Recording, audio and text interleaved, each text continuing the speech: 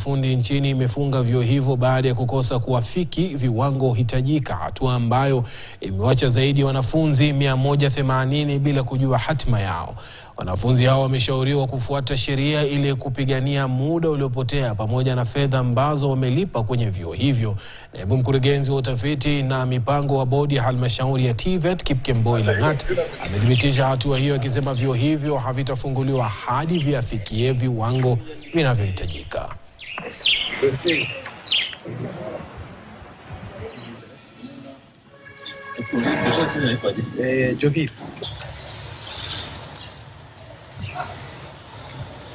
We are here as a team from TVETA on behalf of the board to enforce their decision to close this institution until that compliance. When we came, we found the institution is not in operation, but we are not sure of the day they closed. Therefore, we are still issuing a notice that they don't reopen until they have complied with the requirements of Section 17 of the TVET Act. Bad day for us as comrades, fraternity. We are not happy about what has happened today. And it has come to our attention that our school is not registered with the TVET, under the TVET. So we might experience temporary closure as per now. The majority are affected, even though some are out in their various industrial attachment areas. But those students are also affected because most of them are doing end course exams. Polisi eneo la Georgia wanamzuilia mwanamke mmoja raia wa Uganda anayedaiwa kumdunga kisu mwanamume mmoja zaidi ya mara 7 katika mtaa wa Masto.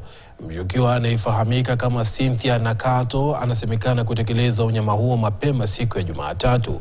Kamanda wa polisi eneo la Georgia Jackson Sanga alithibitisha kisa hicho, akisema kuwa mwili wa marehemu anayefahamika kama Peter Masharia ulipatikana katika kituo cha biashara cha Masto ukiwa na majeraha ya kudungwa visu. Nduguye marehemu alisema walifuata matone ya damu ambayo yaliwaelekeza hadi ndani ya nyumba ya mshukiwa. Inasemekana mshukiwa alikuwa na uhusiano wa mapenzi na marehemu.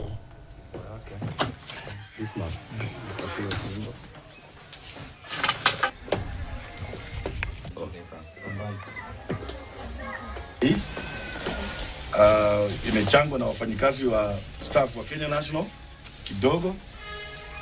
Sasa sikuwa najua walikuja saa 7.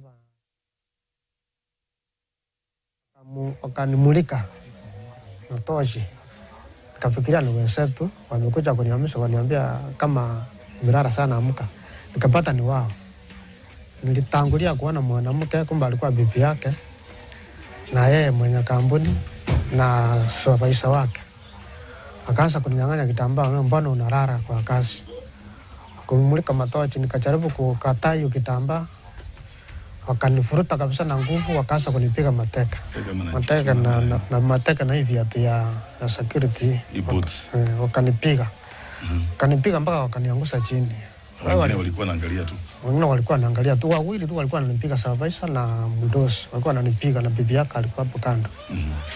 Kafanya nini? Wakaniacha. We want action to be taken na CS wa labor, kisha ya kwamba wale wanapea license ya kufanya biashara ya private security industry ni wale ambao wana comply na minimum wage na pia wanalipa KRA na wako na maslahi, wanachunga maslahi ya wafanyikazi wao. Hapana, sisi tulipata uhuru miaka 60, wafanyikazi wanaumia kama nchi ambayo haina serikali. Bila shaka huo ni muungano wa kitaifa wa wafanyikazi wa usalama wa kibinafsi KNPSW ambao unaitaka serikali kupitia kwa mdhibiti wa kampuni za kibinafsi za usalama kuleta usawa katika sekta hiyo na kukomesha unyanyasaji wa mabawabu. Katibu mkuu huyo wa KNPSW Isaac Kandabwa anataka hatua kali kuchukuliwa dhidi ya wamiliki wote wa kampuni za ulinzi za kibinafsi ambazo hazizingatii viwango vya utendakazi. Hiyo ndiyo taarifa ambayo tumekuonesha awali, kumradhi kwa mkanganyiko. Turegelee taarifa hiyo ya awali ambapo polisi eneo la Juja wanamzuilia mwanamke mmoja raia wa Uganda anayedaiwa kumdunga kisu mwanamume mmoja zaidi ya mara 7 katika mtaa wa Masto. Mshukiwa anayefahamika kama Cynthia Nakato anasemekana kutekeleza unyama huo mapema siku ya Jumatatu. Kamanda wa polisi eneo la Juja Jackson Sanga alithibitisha kisa hicho akisema kuwa mwili wa marehemu anayefahamika kama Peter Masharia ulipatikana katika kituo cha biashara cha Masto ukiwa na majeraha ya kudungwa kisu. Ndugu ya marehemu alisema walifuata matone ya damu ambayo yalielekeza hadi ndani ya nyumba ya mshukiwa. Inasemekana mshukiwa alikuwa na uhusiano wa mapenzi na marehemu. I'll tell. From what you are hearing is that I'm confirming to you that the issue of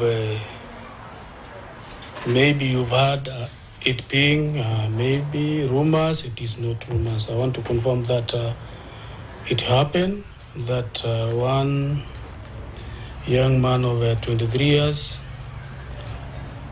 by the names of Peter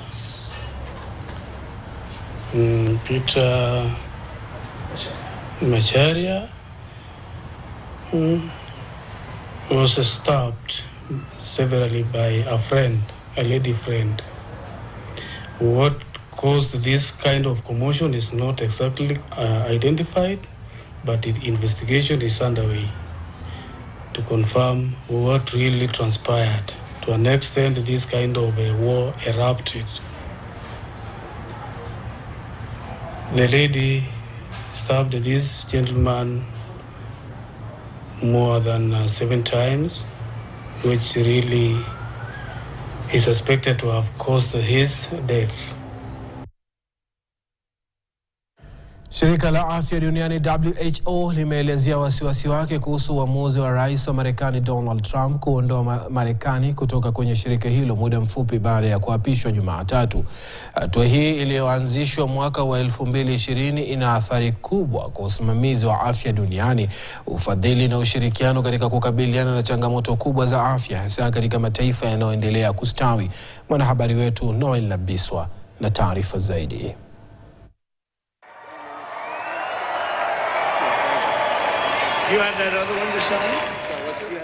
Saa chache tu baada ya kutoa mikoba ya uongozi kama rais wa Marekani, Rais Donald Trump tayari ametifua kivumbi. Hatua yake ya hivi punde ya kuliondoa taifa hilo kutoka kwa shirika la afya ulimwenguni WHO limeibua hisia tofauti. So as I said, the US was representing 18% of the budget, and sorry if I said something differently just now. So it wasn't 18 million; it was 18% of the budget in 2023. And as I said, the US is the largest single donor. So we have to see really how this will play out, and we need to see what will be the consequences. Kama mwanachama mwasisi wa shirika hilo tangu lilipobuniwa mwaka wa 1948, Marekani imekuwa mfadhili mkuu wa WHO. Shirika hili hutoa huduma na wasia muhimu, mbali na ufadhili wa kukabiliana na magonjwa tofauti kote ulimwenguni. Mlipuko wa ugonjwa wa COVID-19 ulikuwa ndio chanzo cha mzozo kati ya Trump na WHO. Trump alilaumu kwa kukosa kuchukulia hatua Uchina kutokana na kile alichokidai kuwa kukosa kukiri wala kutoa taarifa kuhusu chanzo cha virusi vya COVID-19. Uchina sasa imeahidi kuziba mwanya ulioachwa na Marekani kwa kufadhili miradi ya WHO. If we want to be resilient to the global health threats, we need to have a global cooperation in the health area. We see with concerns the announcement to withdraw from the WHO organization by the United States, and we trust that the US administration will consider all this. It's like we hope that United States will reconsider, and we really hope that there will be constructive dialogue for the benefit of everyone, for Americans, but also for people around the world. Huku Rais Trump anapozidi kukita mizizi katika ikulu ya White House, yaonekana wazi huu ndio mwanzo tu wa mabadiliko ya sera alizoziahidi. Sera ambazo anadai zitazingatia matakwa ya Marekani kwanza. Noel Nabiswa, KTN.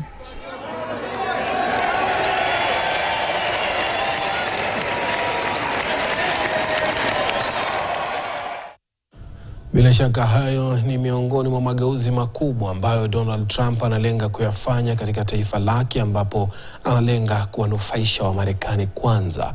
Na wiki tatu tangu muhula wa kwanza wa masomo shuleni kuanza, uhaba wa vitabu vya masomo vinavyohitajika unaendelea kuwatatiza wazazi na vile wanafunzi.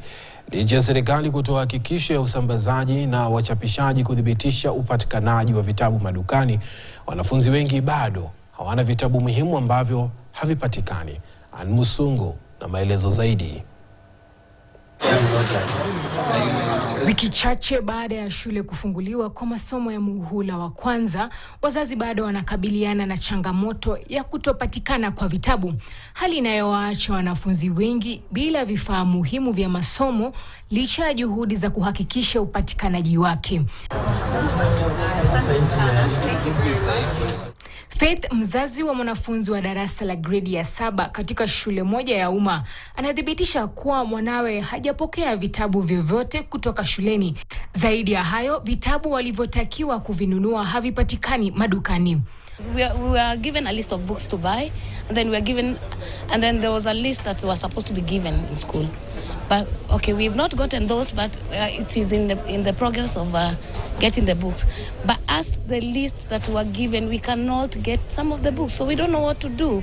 And then the books are too expensive. Kwa Jarom Odongo, hali ni ngumu vilevile.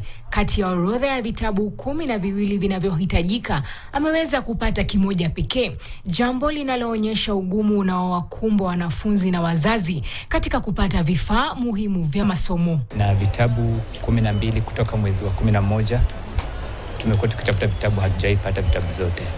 Tumekuwa na shida sana kuingia hapa kila wakati kutafuta vitabu. Until now vitabu yenye tumepewa vitabu mpya hazijaipatikana kwa shelves. Haya yanajiri licha ya wachapishaji wa vitabu kudhibitisha awali kuwa vitabu vinapatikana katika maduka, huku serikali nayo ikiahidi usambazaji wa vitabu katika shule za umma. Hata hivyo, wanafunzi na wazazi bado wanakumbana na changamoto ya kupata vitabu hivyo muhimu. We distributed about 9.9 million books in all learning areas, and as the students, as the learners start class, they will be getting those books on a 1-to-1 ratio. Ann Musungu, KTN, Nairobi. Maafisa wa polisi wa Kenya wanaoshika doria nchini Haiti wametoa kambi ya 3 ya usalama kwa kikosi kutoka Guatemala. Kambi hiyo iliyoko eneo la kaskazini mwa Inspector Generali wa idara ya polisi ya Haiti ilikuwa imetelekezwa kutokana na mashambulizi ya magenge.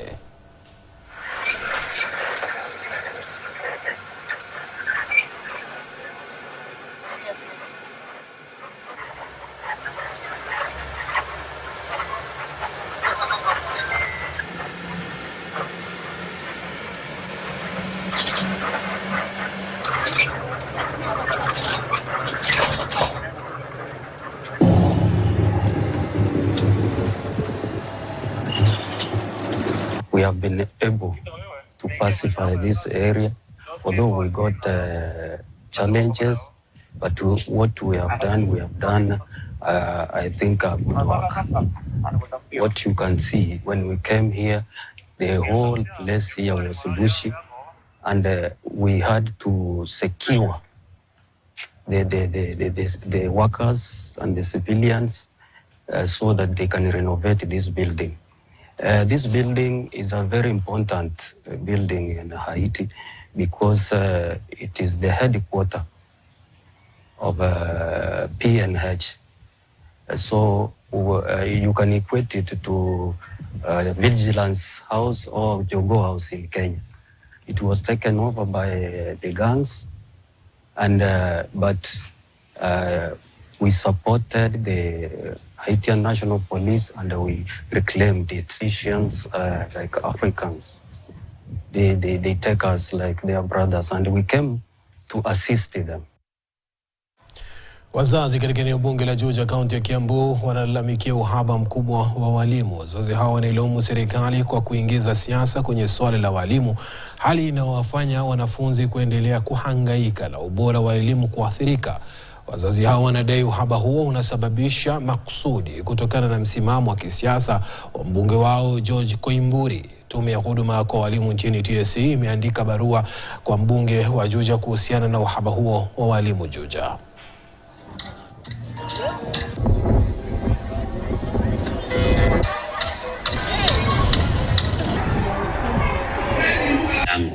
Uiperusi uangalie ni gani ambayo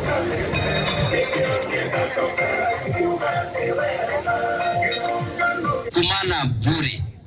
Hiyo kazi mnafanya ni ya bure. Kwanza iko na kumura.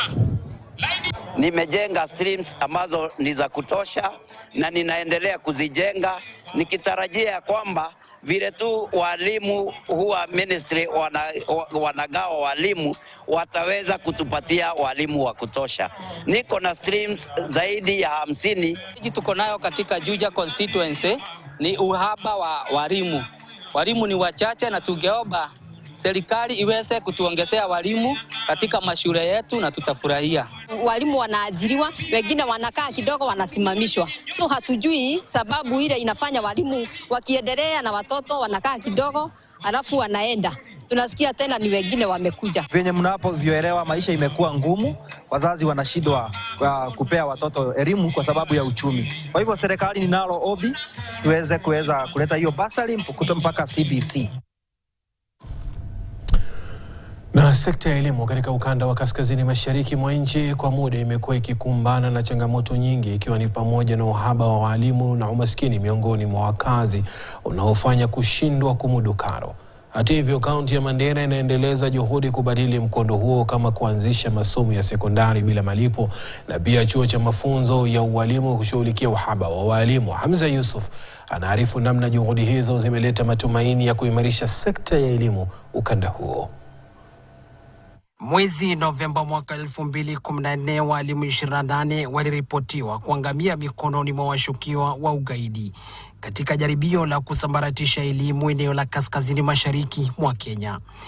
Kufuatia tatizo hilo, tume ya huduma za walimu TSC kwa wakati moja iliamua kuwahamisha walimu wengi kutoka eneo hilo. Hata hivyo, mambo yalibadilika kwa kiasi kikubwa. Miaka 10 baadaye, kaunti ya Mandera inafurahia ufanisi mkubwa wa kuimarisha sekta ya elimu, ikiwa ni pamoja na kuanzishwa kwa chuo cha walimu. To address teacher shortage in the county, we have operationalized Mandera Teachers Training College. To further ease the financial burden on our aspiring educators, we have subsidized 50% of the total fees for 1,099 teacher trainees. Aidha, walimu waliohitimu tayari wamepata ajira kupitia Wizara ya Elimu. In the last financial year, Mandera County Government, under His Excellency the leadership of Governor Mohamed Adan Khalif, have constructed 66 classrooms across Mandera County.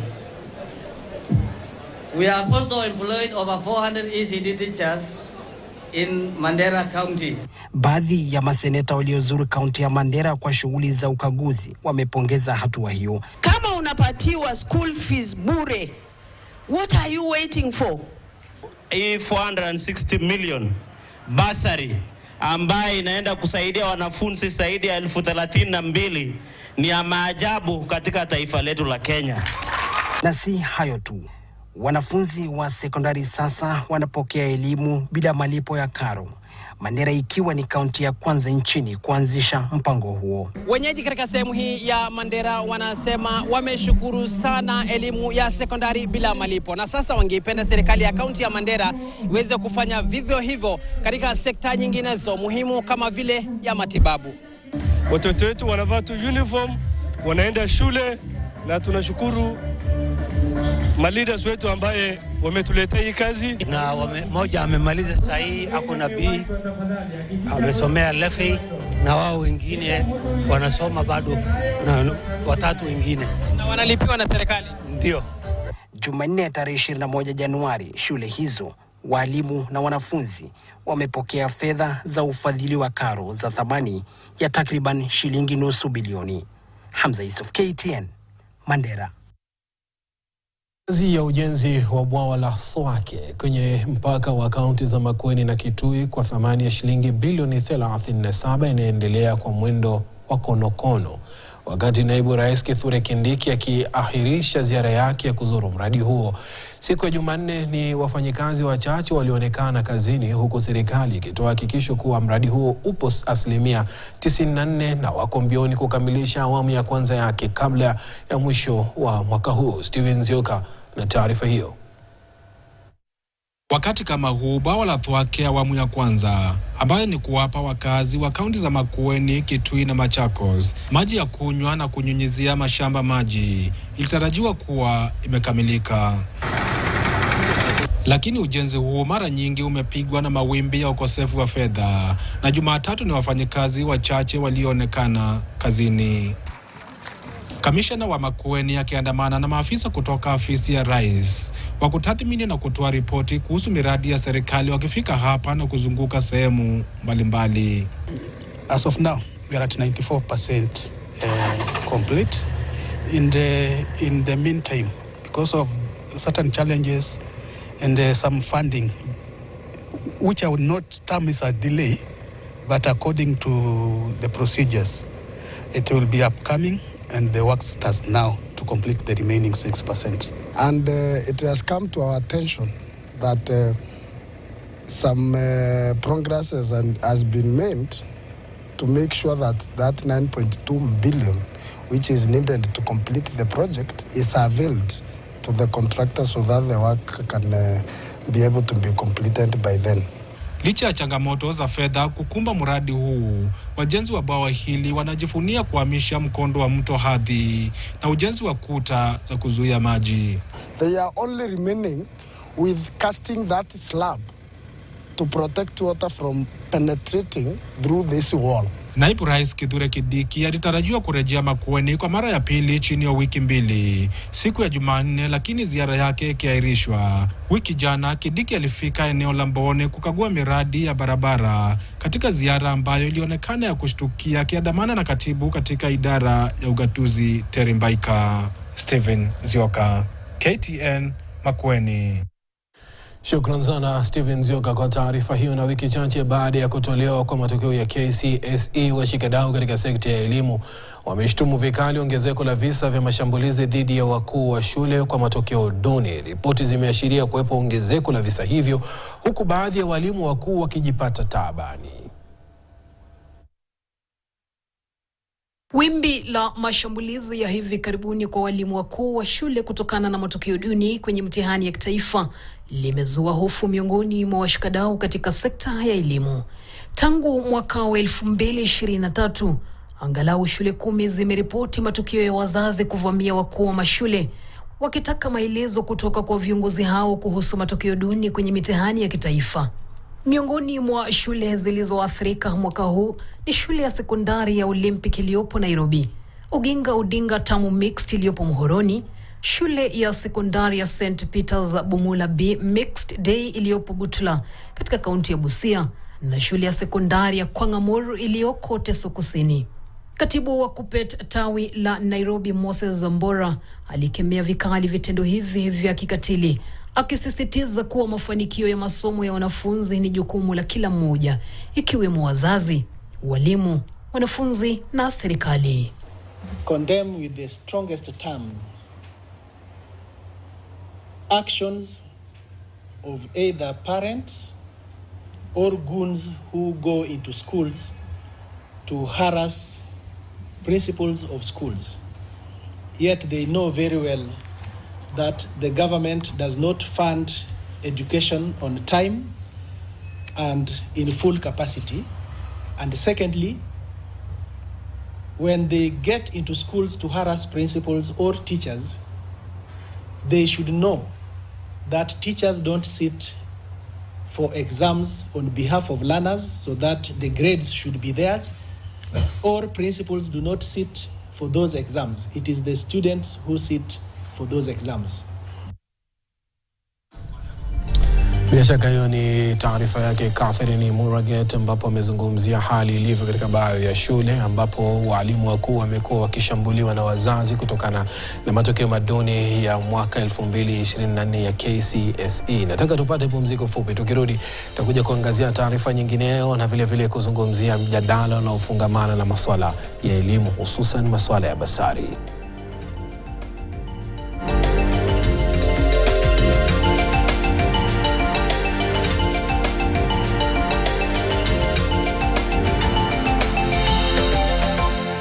Dental tips brought to you by Sensodyne. Visit your dentist regularly. Routine dental exams and cleanings are essential for good oral health. Many people do well with 6-month visits. Sensodyne gives you long-lasting protections against sensitivity. And people come in and they're like, oh, it works. I can have ice cream and I'm not in any discomfort. I recommend Sensodyne because it works. It's brilliant.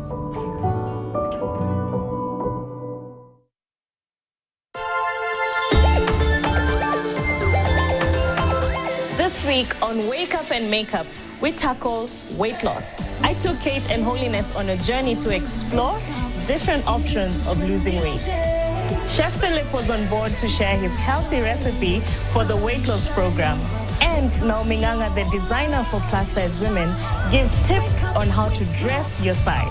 Make sure you don't miss this week's episode of Wake Up and Makeup with me, Christine Kuria.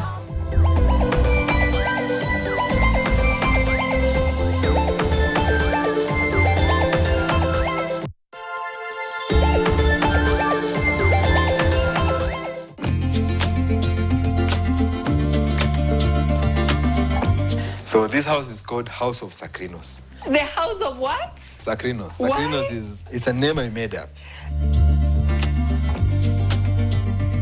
If you tempt yourself long enough to design things and make things for yourself, you will find one day you are surrounded by everything that you love.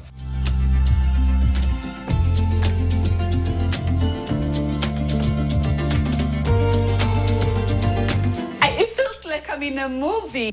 Improvised architecture, that's the name of our movie. That's the word.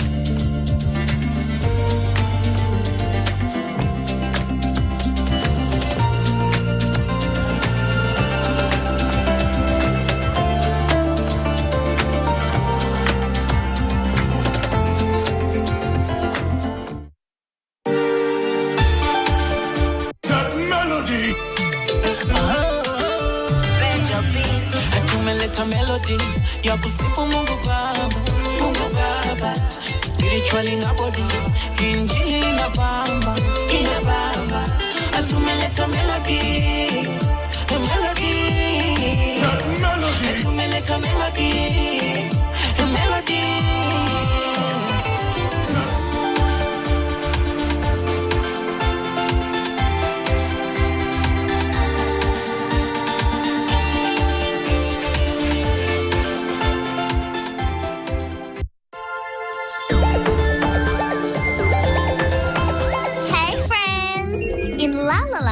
Achilles' quest to make her paper plane fly teaches her and her friends the magic of respect and the power of words like sorry and thank you.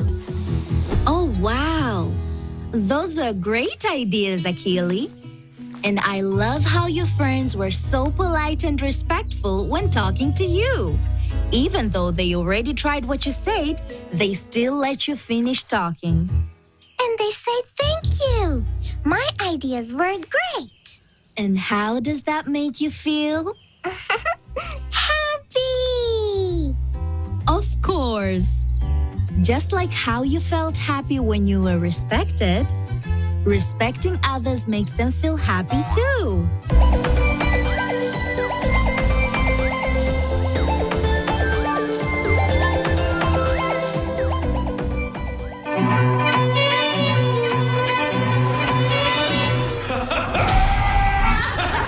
I want my family to remain intact. The Fierro dynasty faces turmoil following the mysterious disappearance of a house help years ago. Now, 4 relatives disguise themselves as servants, seeking revenge and answers. I promised this to Risa. Will their plan succeed, Or will they be exposed and vanish too? Catch Dirty Linen every Monday to Friday at 6 p.m. and unravel the mystery. Unataka niseme mwizi? Hapana, tafadhali. Utalipa mimi na nini? Drama, fun, and laughter. Come alive every Wednesday at 7:30 p.m. I am not a woman. Nini tena nyabuto? Nini umekasirika? Join us at Hullabaloo Estate to discover the true meaning of love thy neighbor. Or maybe not.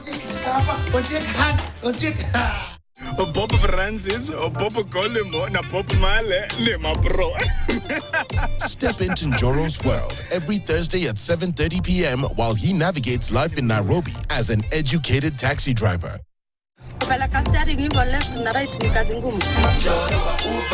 New week, new deals, only on Shop.Digger. Convenient and reliable shopping is just a click away on www.shop.digger.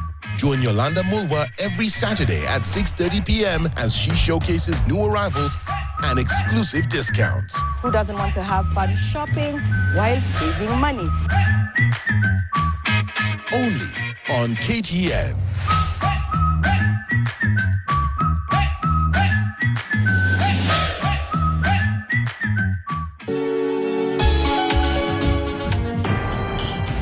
I just want to know what really happened to Mommy. As well as clearing all of their names. This is the start of their downfall. I've planned this for so long. Their family ruined our lives anyway. What matters is getting revenge. It looks like I got it. Our names stained with lies and deceit. It's not enough for them to simply die after all the pain and suffering they put us through. You see, we're kind to those who deserve it. But if anyone tries to mess with us, we turn into monsters. You think you can handle it? I can. No, I will. I'll do whatever it takes. They'll suffer so much that they themselves will wish they were dead.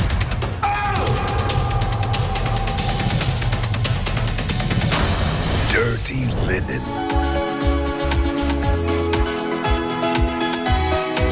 Life you have been so good.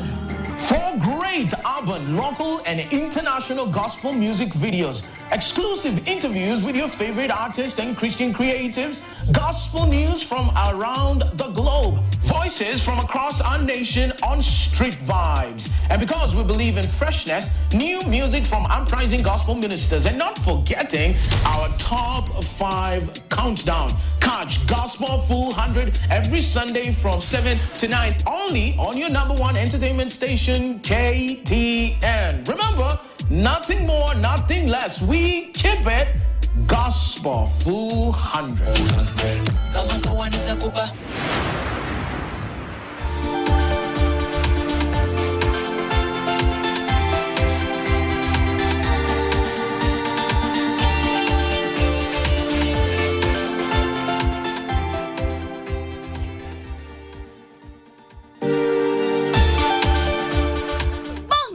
Darasa kubwa kuliko yote Afrika. Sasa wanakuletea Nuzo and Namya.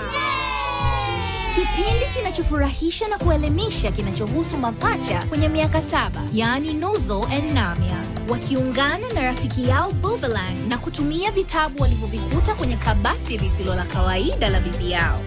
Mapacha hao wanatupeleka nchi mbalimbali zilizo Afrika. Tunajifunza kuhusu tamaduni mbalimbali za Kiafrika, Eswatini, jinsi ya kusoma na kuelewa hadithi na kuhamasisha upekee wao wa kuwaza na kujielezea.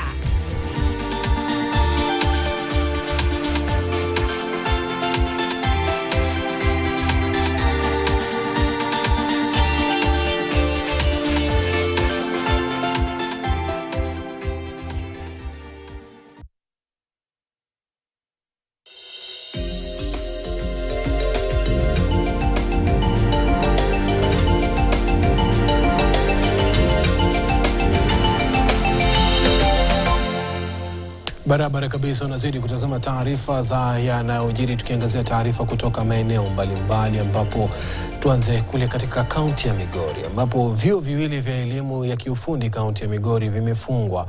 Halmashauri ya vyuo vya kiufundi nchini imefunga vyuo hivyo baada ya kukosa kuafikia viwango hitajika, hatua ambayo imeviacha zaidi ya wanafunzi 180 bila kujua hatima yao. Wanafunzi hao wameshauriwa kufuata sheria ili kupigania muda uliopita pamoja na fedha ambazo wamelipa kwenye vyuo hivyo. Naibu mkurugenzi wa utafiti na mipango wa bodi ya halmashauri ya TVET Kipkemboi Langat amethibitisha hatua hiyo, akisema vyuo hivyo havitafunguliwa hadi vifikie viwango vinavyohitajika.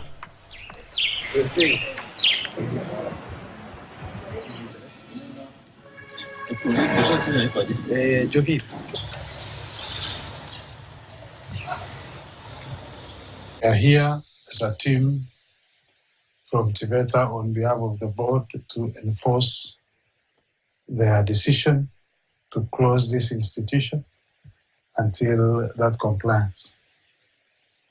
When we came, we found the institution is not in operation, but we are not sure of the day they closed.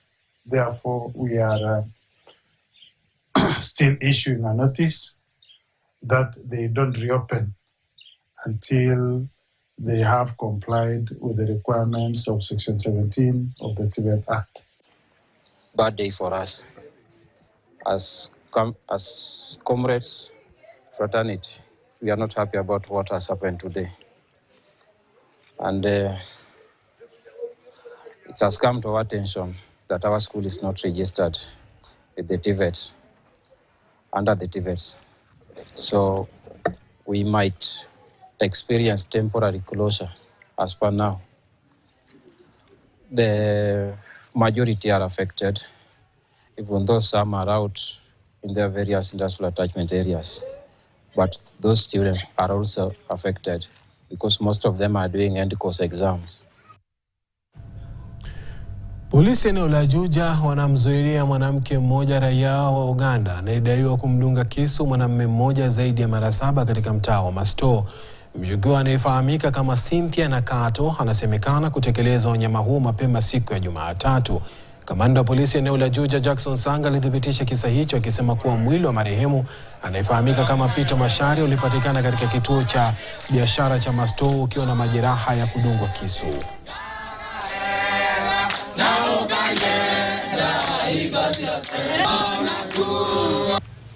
We are ready when you are. I'll tell. From what you are hearing is that I'm confirming to you that the issue of maybe you've heard it being maybe rumors. It is not rumors. I want to confirm that it happened, that one young man of 23 years by the names of Peter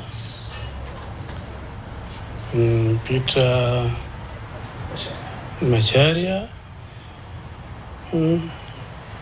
was stabbed severally by a friend, a lady friend. What caused this kind of commotion is not exactly identified, but the investigation is underway to confirm what really transpired. To an extent, this kind of a war erupted. The lady stabbed this gentleman more than 7 times, which really is suspected to have caused his death. Muungano wa kitaifa wa wafanyikazi wa usalama wa kibinafsi KNPSWU unaitaka serikali kupitia kwa mdhibiti wa kampuni za kibinafsi za usalama kuleta usawa katika sekta hiyo na kukomesha unyanyasaji wa mabawabu. Katibu mkuu wa KNPSWU Isaac Kandabwa anataka hatua kali kuchukuliwa dhidi ya wamiliki wote wa kampuni za ulinzi za kibinafsi ambazo hazizingatii viwango vya utendakazi. Kandabwa alikuwa akizungumza hayo alipomtembelea Meshak Mogaka, mfanyikazi wa Patmol Security ambaye alidaiwa kushambuliwa na mwajiri wake mwezi uliopita. Baba huyo wa watoto wawili alidaiwa kushambuliwa mnamo tarehe 23 mwezi uliopita katika kituo chake cha kazi huko Ngong na mwajiri wake ambaye alimwacha na majeraha la mguu. Kucha wakanimulika tochi. Kafikiria ni wenzetu wamekuja kuniamsha, waniambia kama mirara sana amka. Nikapata ni wao. Nilitangulia kuona mwanamke kumbe alikuwa bibi yake na yeye mwenye kampuni na supervisor wake. Akaanza kuninyang'anya kitambaa, mbona unalala kwa kazi? Kumulika matochi, nikajaribu kukataa hiyo kitambaa. Wakanifuruta kabisa na nguvu, wakaanza kunipiga mateka. Mateka na hivi ati ya security. Wakanipiga. Wakanipiga mpaka wakaniangusha chini. Wengine walikuwa wanaangalia tu. Wengine walikuwa wanaangalia tu. Wawili tu walikuwa wananipiga, supervisor na mdosi. Walikuwa wananipiga na bibi yake alikuwa hapo kando. Kafanya nini? Wakaniacha. We want action to be taken na CS wa labor kisha ya kwamba wale wanapea license ya kufanya biashara ya private security industry ni wale ambao wana comply na minimum wage na pia wanalipa KRA na wako na maslahi, wanachunga maslahi ya wafanyikazi wao. Hapana, sisi tulipata uhuru miaka 60, wafanyikazi wanaumia kama nchi ambayo haina serikali. Na bila shaka nataka ni kupeleke katika eneo ambako kuna ibada ya mazishi ya marehemu wakili Judith Ong'ori inaendelea katika kanisa la Nairobi Chapel Nairobi. Martha Koome ambaye ni jaji mkuu ni miongoni mwa waombolezaji ambao wanahudhuria ibada hiyo ya mazishi. Hebu tusikilize kinachoendelea pale kwa sasa. Make us enjoy our days and nights with us, laughing together and telling funny stories. I got to know your friends through you. Your friends became my good friends and you gave me many stories about them, and your friends will forever remain my friends. Some of your clients became your good friends and I got to know them. You also had a good relationship with my dad's side of the family, including his in-laws. You taught me how to keep in touch with family and friends, and we would go visit them every so often. Recently, you started playing golf, which I have done for a long time. I regret not having the opportunity to play with you. You are proud of how gifted I was and would often let your friends know about my gifts. You also taught Warima and I about the harsh realities of life and how to maneuver life's challenges. It is what it is. One of the ways we would spend time together would be to go to your bedroom. I nearly fell asleep and then we would pray together. You always listened to me and were very supportive. You introduced me to Miss Pooja Panessa, who is a specialist supporting young people with autism, and also enrolled me in. Bila shaka hiyo ni baada ya mazishi ya Judith Ong'ori ambayo inaendelea kwa sasa hivi pale katika kanisa la Nairobi Chapel, ambapo viongozi mbalimbali wakiwemo jaji mkuu Martha Koome wako pale kuhudhuria ibada hiyo ya mazishi. Hao walikuwa wakizungumza ni wanawe na pamoja na familia yake, ambapo inatoa sifa kede kwake wakili huyo ambaye ni mmoja wa mawakili wakuu humu nchini. Tuangazie masuala ya usalama barabarani, ambapo serikali ya kaunti ya Mombasa imetoa ripoti yake ya usalama barabarani ya mwaka 2023. Ripoti hiyo inatoa maelezo kuhusu ajali za barabarani, majeraha na vifo katika kaunti ya Mombasa. Ripoti hiyo inaonyesha kuwa idadi iliyoripotiwa ya vifo vya barabarani iliongezeka kwa 36% mwaka 2023 kutoka 69 mwaka 2022 hadi 94, huku idadi ya majeraha ikiongezeka kwa 17% kutoka 161 mwaka wa 2022 hadi 188, na 92 ya vifo inajumuisha wapita njia, waendeshaji bodaboda na waendeshaji baiskeli. As you are aware right now, our engineers mentioned terms cascading that into the room for other road users. We have seen ripoti ambayo kwamba imeweza kutolewa hii leo inaonesha idadi mwaka 2000 hadi mwaka 2023 watu ambao kwamba walikuwa nukta 3, lakini pia ina vipengele kadhaa. Kwanza, watu wangapi ambao kwamba wamefariki; pili, watu wangapi wamejeruhiwa kupata majeraha; na tatu, ni wangapi ambao kwamba walipata majeraha yale ambao kwamba ni madogo. The Mombasa County government and with His Excellency on this program to enhance road safety and to save lives for all the citizens in Mombasa. Our program is really focused on that collaboration. We're bringing together international experts to come to the cities. We have 27 cities in our program around the world Mombasa County is one of those, but we really need the government to collaborate and to put money and investment into this to make it work. And what we find here is that speed is a major concern, right?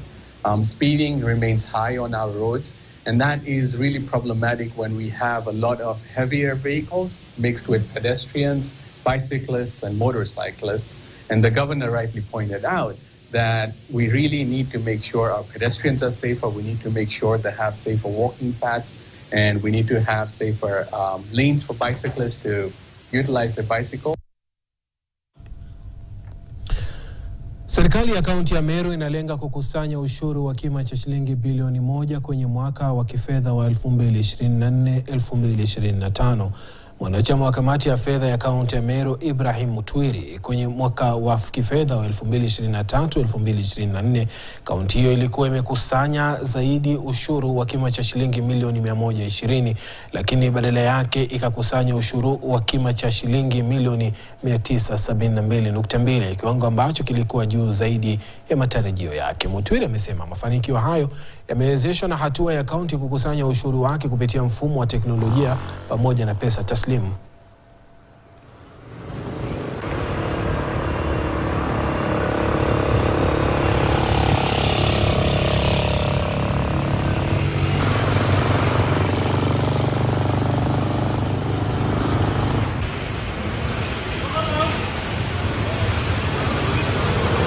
In the financial year 2023-24, this county is projected to get around 920 million in terms of its own source revenue. Because of the prudent management and also the effectiveness that was input in this revenue sector, what we were able to collect as a county is 972 million.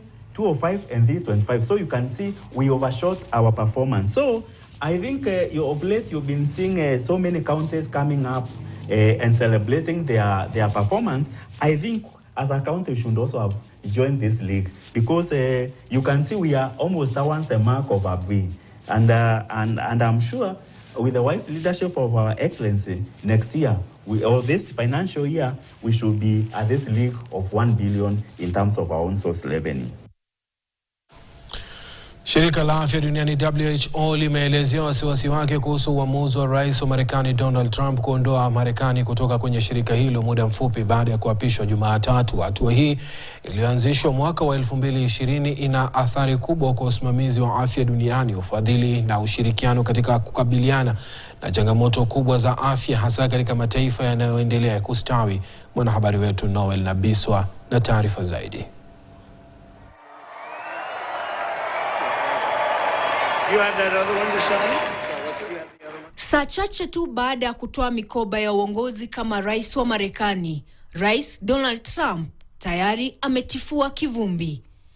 Hatua yake ya hivi punde ya kuliondoa taifa hilo kutoka kwa shirika la afya ulimwenguni WHO limeibua hisia tofauti. So as I said, the US was representing 18% of the budget, and sorry if I said something differently just now. So it wasn't 18 million; it was 18% of the budget in 2023. And as I said, the US is the largest single donor. So we have to see really how this will play out, and we need to see what will be the consequences. Kama mwanachama mwasisi wa shirika hilo tangu lilipobuniwa mwaka wa 1948, Marekani imekuwa mfadhili mkuu wa WHO. Shirika hili hutoa huduma na wasia muhimu, mbali na ufadhili wa kukabiliana na magonjwa tofauti kote ulimwenguni. Mlipuko wa ugonjwa wa COVID-19 ulikuwa ndio chanzo cha mzozo kati ya Trump na WHO. Trump alilaumu kwa kukosa kuchukulia hatua Uchina kutokana na kile alichokidai kuwa kukosa kukiri wala kutoa taarifa kuhusu chanzo cha virusi vya COVID-19. Uchina sasa imeahidi kuziba mwanya ulioachwa na Marekani kwa kufadhili miradi ya WHO. If we want to be resilient to the global health threats, we need to have a global cooperation in the health area. We see with concerns the announcement to withdraw from the WHO organization by the United States, and we trust that the US administration will consider all this. It's like we hope that United States will reconsider, and we really hope that there will be constructive dialogue for the benefit of everyone, for Americans, but also for people around the world. Huku Rais Trump anapozidi kukita mizizi katika ikulu ya White House, yaonekana wazi huu ndio mwanzo tu wa mabadiliko ya sera alizoziahidi. Sera ambazo anadai zitazingatia matakwa ya Marekani kwanza. Noel Nabiswa, KTN.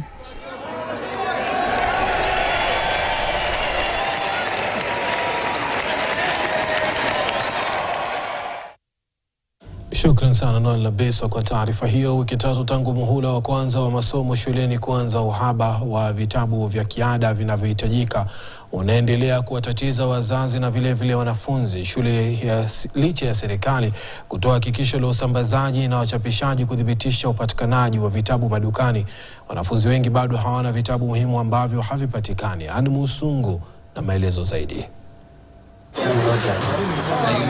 Wiki chache baada ya shule kufunguliwa kwa masomo ya muhula wa kwanza, wazazi bado wanakabiliana na changamoto ya kutopatikana kwa vitabu, hali inayowaacha wanafunzi wengi bila vifaa muhimu vya masomo licha ya juhudi za kuhakikisha upatikanaji wake.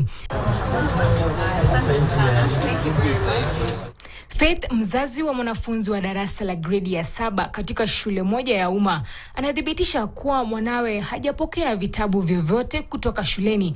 Zaidi ya hayo, vitabu walivyotakiwa kuvinunua havipatikani madukani. We were given a list of books to buy, and then there was a list that was supposed to be given in school.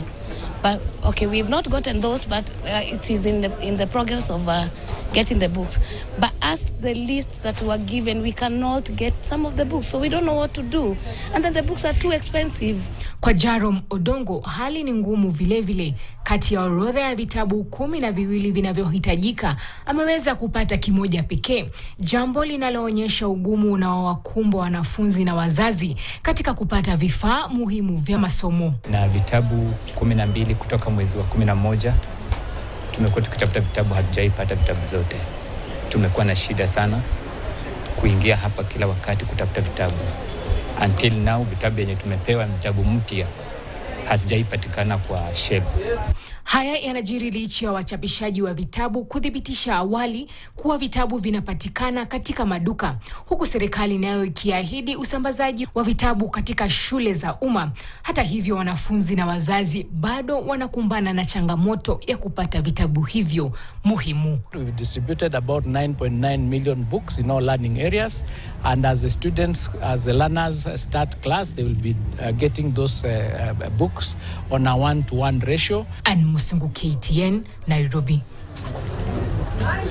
Shukran sana Anne Musungu kwa taarifa hiyo. Tuangazie hii. Maafisa wa polisi wa Kenya wanaoshika doria nchini Haiti wametoa kambi ya 3 ya usalama kwa kikosi kutoka Guatemala. Kambi hiyo iliyoko eneo la kaskazini ni ya Inspector Generali wa idara ya polisi ya Haiti, ilikuwa imetelekezwa kutokana na mashambulizi ya magenge.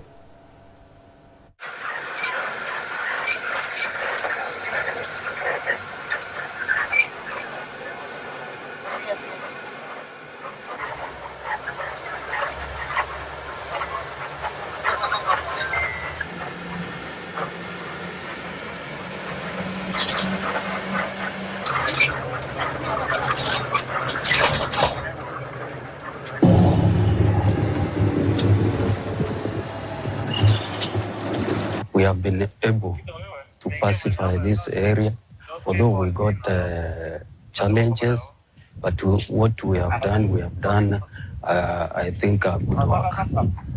What you can see, when we came here, the whole place here was bushy, and we had to secure the workers and the civilians so that they can renovate this building.